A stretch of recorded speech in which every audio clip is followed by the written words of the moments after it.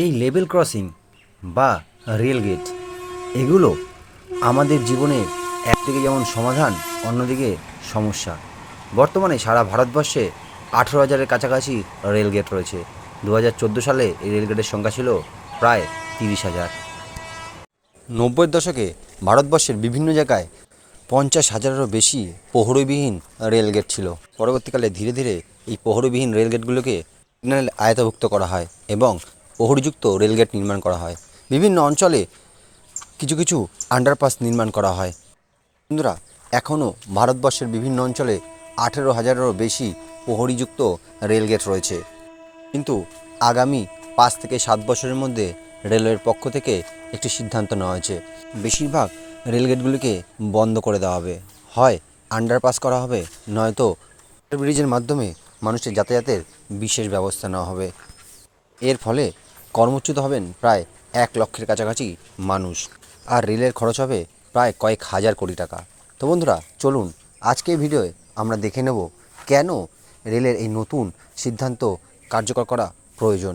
কারণে আজ আমরা বেছে নিয়েছি গ্রামীণ রুটের দুটি স্টেশন, সোমরাবাজার এবং বেহুলা, এর মধ্যবর্তী 7টা রেলওয়ে ক্রসিংকে।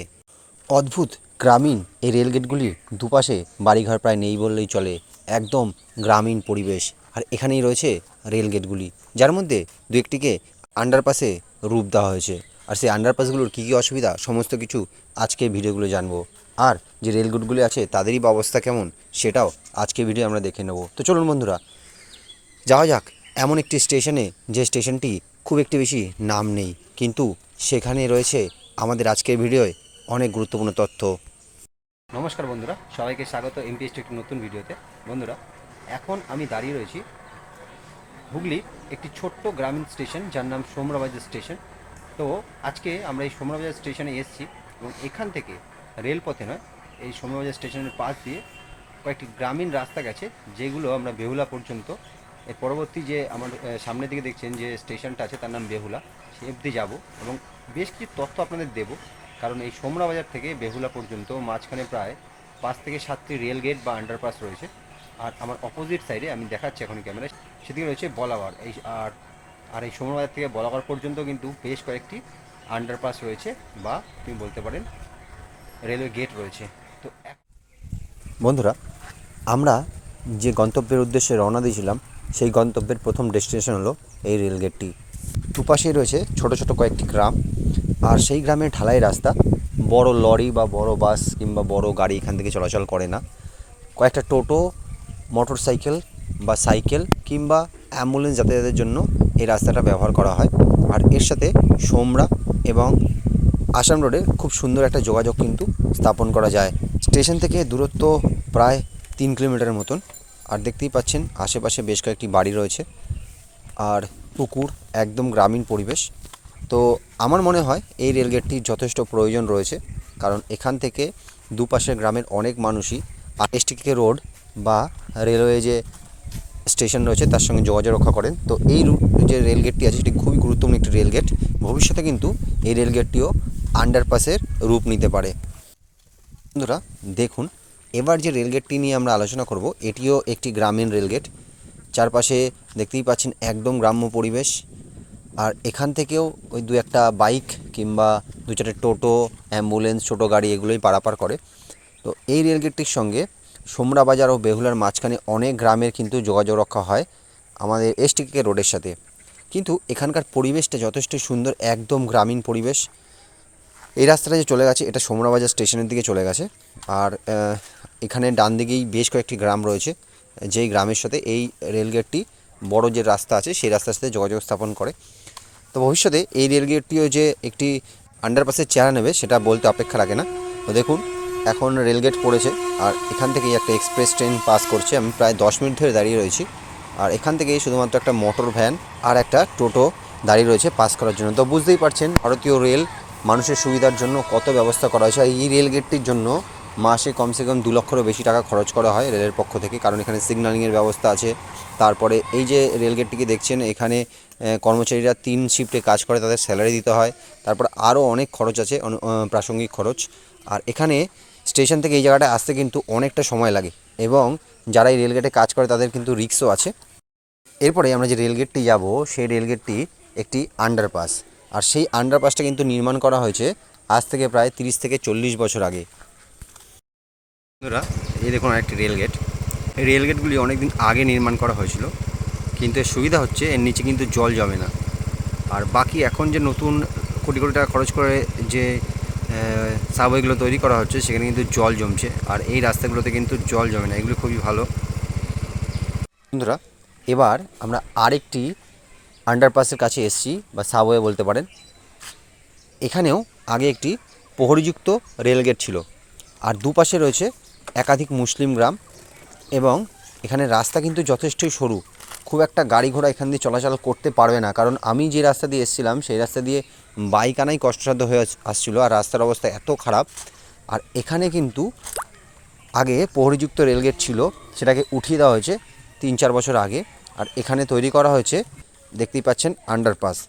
বন্ধুরা, আর আন্ডারপাসগুলো কিন্তু খুব সুন্দরভাবে নির্মাণ করা হয়েছে। আর আন্ডারপাসের পাশেই দেখুন চারিদিকে বাড়িঘর প্রায় নেই বললেই চলে, একদম জমি, আর সেই জমির মাঝখান দিয়ে নির্মাণ করা হয়েছে এই আন্ডারপাস। এখান থেকে দেখুন এতক্ষণে একটি লোকও কিন্তু গেল না। তো বন্ধুরা, এখন আমি দাঁড়িয়ে রয়েছি একটি রেলওয়ে আন্ডারপাসের সামনে। আর এই রেলওয়ে আন্ডারপাসটা নির্মাণ করতে রেলের কমসে কম খরচ হয়েছে 40 থেকে 50 লক্ষ টাকা, একটি অনুমানিক অ্যামাউন্ট। আর আমি যদি ক্যামেরাটা ঘুরিয়ে আপনাদের দেখাই, আর জায়গাটা একবার দেখুন, দূরে দূরে মানুষের কোনো চিহ্নমাত্র। দুপাশে রয়েছে বেশ কিছু ছোট ছোট গ্রাম। এখান থেকে 4 চাকা গাড়িতে দুরন্ত, ভ্যান আসাও খুব কষ্টসাধ্য হয়ে উঠছে।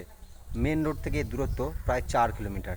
আর এপাশে রয়েছে নাটাগড় গ্রাম, আর জমি দুপাশের গ্রামগুলো থেকে মানুষ সাইকেল বা অন্যান্য পরিবহন এখান থেকে যাতায়াত করে থাকে।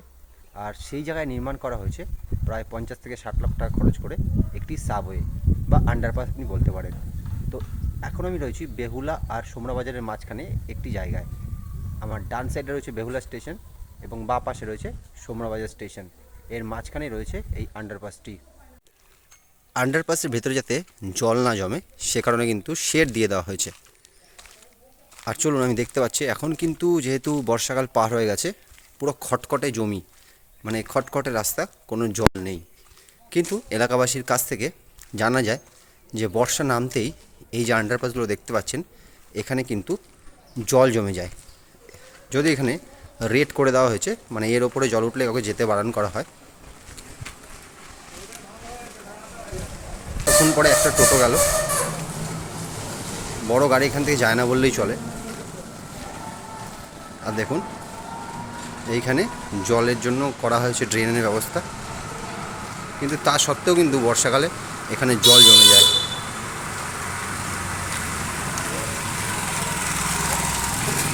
দেখুন এই আন্ডারপাস, এখানে কিন্তু বর্ষাকালে কোমর সমানের জল থাকে, যাতায়াত করা প্রায় কষ্টসাধ্য হয়ে ওঠে।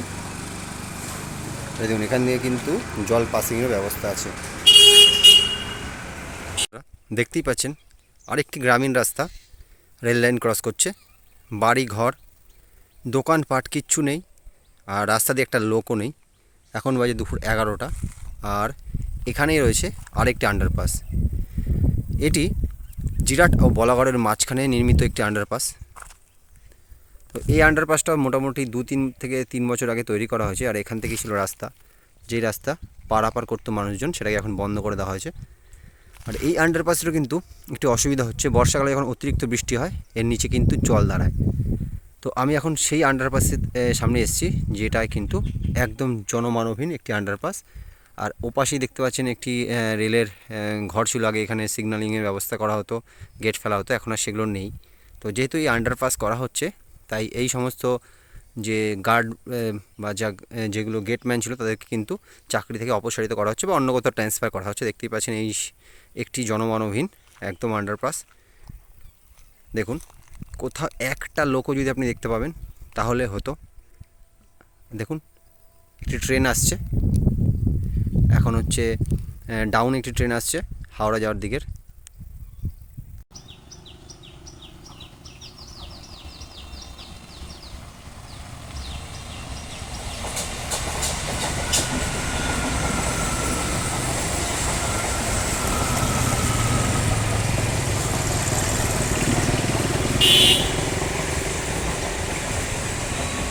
এই সোমরা বলাগড় জিরাটের মাঝেবর্তী একাধিক আন্ডারপাস বা রেলওয়ে গেটের ভিডিও আমি আপনাদের দেখালাম।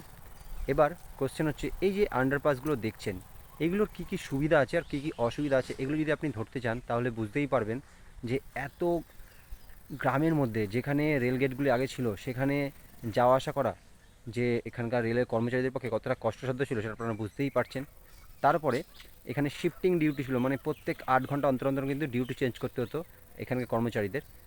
তাছাড়াও প্রত্যেকটি রেলগেট যখন ওঠানামা করানো হতো তখন সিগন্যালিংয়ের প্রবলেম হতো, সেক্ষেত্রে রেলের গতি কিন্তু অনেক অংশে কমে যেত।